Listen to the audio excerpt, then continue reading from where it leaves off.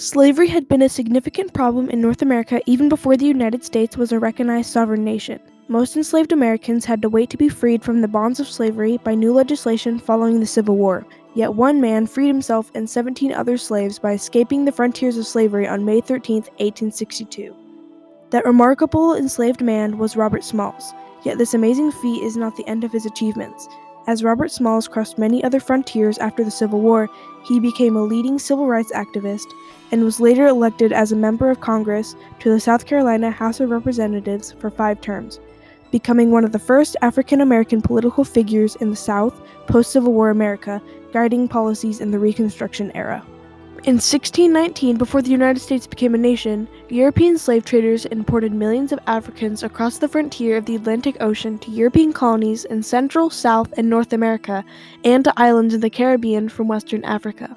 There, the enslaved were employed to labor in mines, or more commonly on plantations, in the manufacture of sugar, rice, tobacco, and cotton. In the American southern states, in the years leading up to the Civil War, production in the tobacco and cotton industry increased by a large margin, causing the demand for slaves to grow as they were central to the entire southern economy. On April 5, 1839, Robert Smalls was born a slave to Lydia Polite and his owner, Henry McKee, in Beaufort, South Carolina. Lydia had been brought to work for the McKee children at the age of 9. While the exact identity of his father is unknown, many theories point to Henry McKee, his owner. In the year of his birth, the United States population was 17,063,353. 16.8% were black, with a total of 2,873,648. 386,293 were free, while 2,487,355 were enslaved. As the years went on, the ratio of slaves to free American citizens would decrease leading up to the Civil War, making the value of each slave even more than before. As a child, Robert Smalls grew up in a combined household with Henry McKee's family in Beaufort, South Carolina, far from the frontiers of freedom in states to the north and west. He lived in a small slave cabin behind the house, but was allowed to go places and do things that others like him couldn't do. Supporting the belief by historians that Henry McKee was likely his father, the town of Beaufort maintained a curfew of 7 p.m. for all blacks. Yet many nights, Robert would stay out beyond curfew with the white kids, and was taken into custody several times, resulting in Henry McKee paying fines to free him. Smalls' childhood was unlike the harsh realities that many other slaves endured in the South at the same time. At the age of 10, Robert Smalls' mother, Lydia Polite, hoped to inspire him to seek a future beyond the frontiers of slavery and not be content with his status as a slave. So she sent him to a plantation where she believed he would experience the more harsh realities of slave life. He did experience more cruelty than he had on McKee's farm, and when he came back, he was defiant and not willing to comply. He acted like he could do what the white kids could do, which was a dangerous attitude for an enslaved person in the South. His mom was so worried that his actions would soon harm him, so at the age of 12, his mom asked Henry McKee to rent Robert out to work in Charleston. McKee agreed, with the stipulation that each week he worked he was given $1, while the rest of his wages would be sent to the McKee family. Smalls was hired as a day laborer on the waterfront of the Charleston, South Carolina harbor, working as a rigger and eventually sailor. Smalls sought creative ways to gain as much income and personal freedom as possible, so began buying cheap candy and tobacco to resell as profit. In 1856, at the age of 18, he met Hannah Jones, an enslaved hotel worker who had already had 2 daughters. He sought permission from her owner to get married and move in together to prevent the selling of Hannah or her daughters. Over time, Smalls would work his way up to higher-ranking jobs, starting at a port collector, then eventually he would advance to the position of pilot, although the white crew members refused to call him that. In March of 1861, right at the outbreak of the Civil War, he was hired to work as a deckhand on a supply steamship called the Planter. The Planter was used to transport cotton to other ships headed to Europe.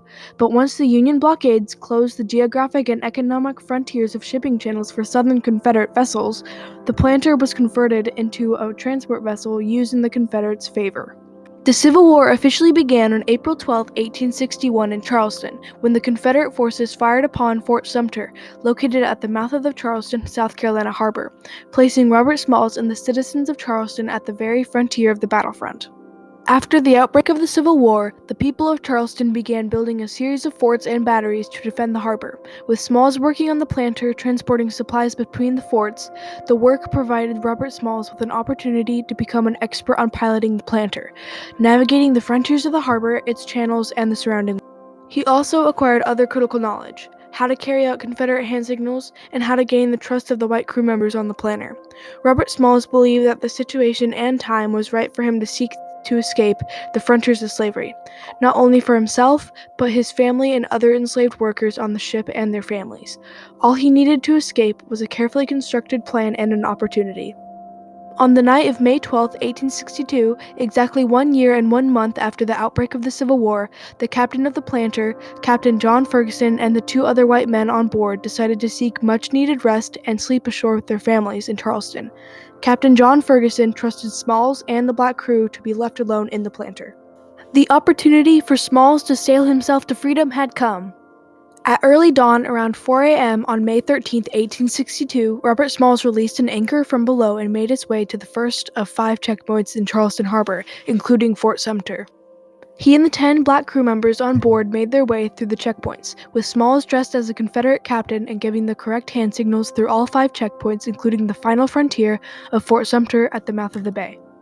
Once outside of the Charleston harbor, he piloted the planter to a nearby wharf to pick up his family, and the families of the other crew members, then continued to the next phase of his plan. He boldly steered the boat towards the Union fleet. As he drew closer and closer, the crew on the USS Onward, a clipper ship at the frontier of the Union fleet, began readying their weapons to begin fire. Now in full view of the Onward, the crew of the planter quickly took down the Confederate and South Carolina flags and hoisted a sewn-together white sheet as surrender, prompting the Onward men to lower their weapons and welcome the 17 passengers aboard.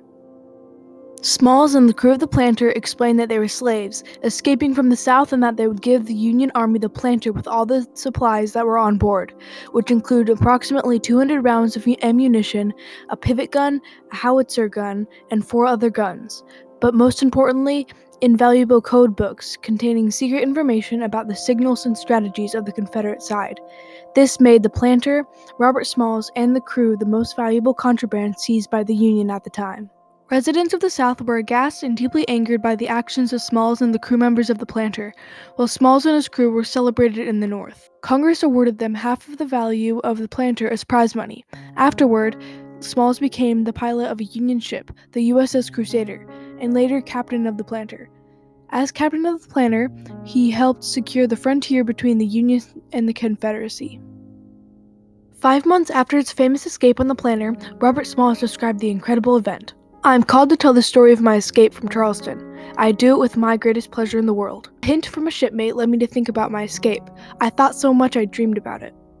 On the Union side in New York, a ceremony was held for him at the Shiloh Church, where he was named the Hero of the Planter and was given a gold medal. In August of 1862, Robert Smalls and the famous abolitionist escaped former slave Frederick Douglass met with President Lincoln and Secretary of War Edward Stanton, and convinced them to order 5,000 formerly enslaved African American men to fight for the Union, breaking through another frontier for enslaved men who were previously seen as only property or contraband by the Union forces. Yet this was only the first of many frontiers that Robert Smalls crossed. He used his influence to lead one of the first mass boycotts of segregated public transportation in Philadelphia, leading to a law that permitted integrated streetcars in 1867. Even more impressive is the fact that in 1874, Robert Smalls was elected state representative in South Carolina for 2 terms, and he was later elected for 3 more terms in 1881 to 1887. His election as a representative in the Reconstruction South was a frontier for the African American community, since he was one of the first freed men to enter politics. As a legislator, Smalls fought against the disenfranchisement of black voters across the South, while many white legislators tried to use Jim Crow laws to create a frontier or barrier to suffrage and equal rights for African Americans. Smalls' achievements also included becoming the first black man to be promoted to captain in the United States Navy, although he was never a commissioned officer. In 1897, by an act of Congress, Smalls was granted a pension equal to that of a Navy captain. The story of Robert Smalls is an inspiration to all people who feel that there are frontiers in their lives that may be impossible to break through or find equality. Robert Smalls said, "My race needs no special defense, for the past history of them in this country proves them to be equal of any people anywhere. All they need is an equal chance in the battle of life."